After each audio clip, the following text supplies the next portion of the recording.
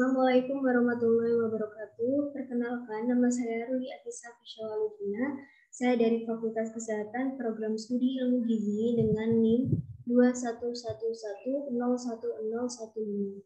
Di sini saya akan mempresentasikan materi konsep dan fungsi bahasa Indonesia, baik lisan maupun tulisan. Konsepsi bahasa Indonesia. Sampai dengan abad 21 ini, perkembangan ilmu dan teknologi menunjukkan bahwa bahasa Indonesia sebagai bahasa nasional sangat berperan sebagai sarana komunikasi. Dalam bidang akademik, bahasa Indonesia telah menunjukkan peranannya dalam berbagai disiplin ilmu melalui bentuk-bentuk tulisan ilmiah seperti makalah dan skripsi.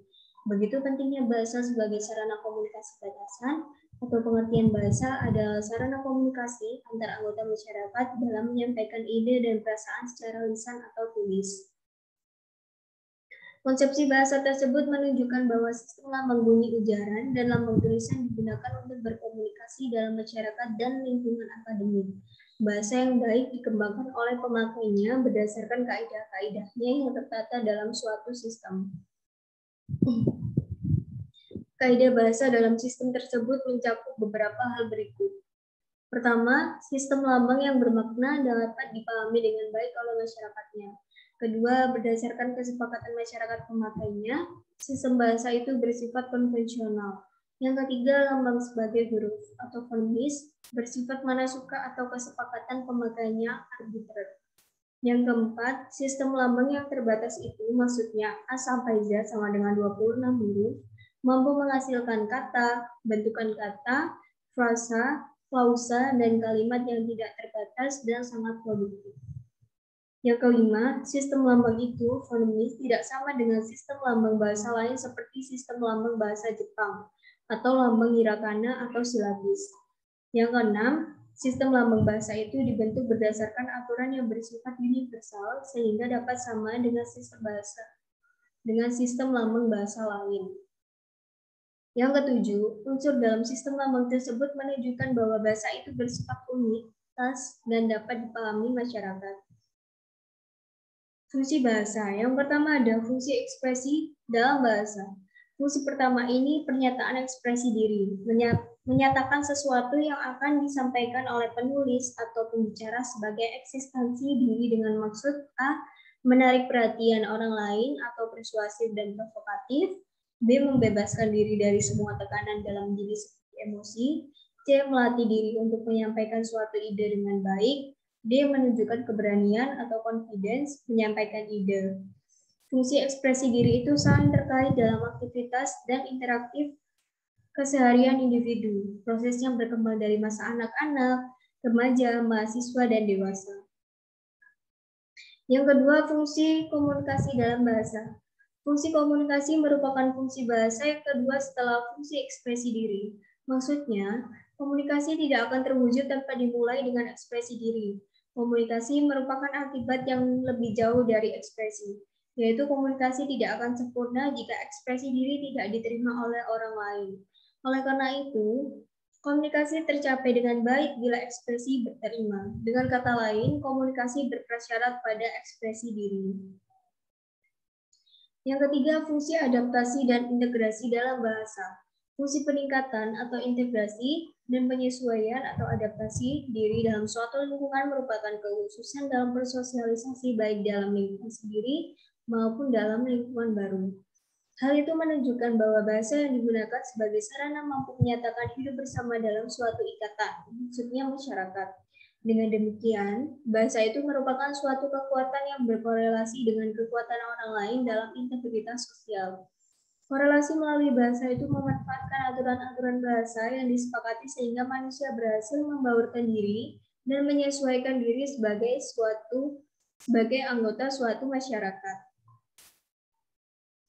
Yang keempat, fungsi kontrol sosial atau direktif dalam bahasa. Kontrol sosial sebagai fungsi bahasa bermaksud mempengaruhi perilaku dan tindakan orang dalam masyarakat, sehingga seseorang itu terlibat dalam komunikasi dan dapat saling memahami. Perilaku dan tindakan itu berkembang ke arah positif dalam masyarakat. Hal positif itu terlihat melalui kontribusi dan masukan yang positif. Bahkan, kritikan yang tajam dapat berterima dengan hati yang lapang jika kata-kata dan sikap baik memberikan kesan yang tulus tanpa prasangka. Dengan kontrol sosial, bahasa mempunyai relasi dengan proses sosial suatu masyarakat seperti keahlian bicara, penerus tradisi atau kebudayaan, pengidentifikasi diri, dan penanam rasa keterlibatan atau sense of belonging pada masyarakat bahasanya. Ngurus-Kerov menambahkan beberapa fungsi lain sebagai pelengkap fungsi utama tersebut. A. Fungsi tambahan. 1. Fungsi lebih mengenal kemampuan diri sendiri. 2. Fungsi lebih memahami orang lain. 3. Fungsi belajar mengamati dunia, bidang ilmu di sekitar dengan cermat. 4. Fungsi mengembangkan proses yang berpikir yang jelas, runtut, teratur, terarah, dan logis. 5. Fungsi mengembangkan atau mempengaruhi orang lain dengan baik dan menarik. 6. Fungsi mengembangkan kemungkinan kecerdasan ganda. 7. Fungsi membentuk karakter diri. 8. Fungsi membangun dan mengembangkan profesi diri. Dan yang ke-9, fungsi menciptakan berbagai kreativitas baru. Fungsi bahasa Indonesia dengan posisi bahasa Indonesia. Diidentifikasikan menjadi 1. Bahasa persatuan. Fungsi bahasa persatuan adalah pemersatu suku bangsa, yaitu pemersatu suku, agama, ras, dan antar golongan atau sara. Bagi suku bangsa Indonesia dari Sabang sampai Merauke. 2. Bahasa nasional. Fungsi bahasa nasional adalah fungsi jati diri bangsa Indonesia dalam berkomunikasi pada dunia luar Indonesia. Yang ketiga, bahasa negara. Fungsi bahasa negara adalah bahasa yang digunakan dalam administrasi negara. Yang keempat, bahasa standar. Fungsi bahasa baku atau bahasa standar merupakan bahasa yang digunakan dalam pertemuan sangat resmi. Keempat, posisi atau kedudukan bahasa Indonesia itu mempunyai fungsi keterkaitan antar unsur. Posisi dan fungsi tersebut merupakan kekuatan bangsa Indonesia dan merupakan jati diri bangsa Indonesia yang kokoh dan mandiri. Dengan mengedepankan posisi dan fungsi bahasa Indonesia, eksistensi bahasa Indonesia diperkuat dengan latar belakang sejarah yang runtut dan argumentatif. Sejarah terbentuknya bahasa Indonesia dari bahasa Melayu.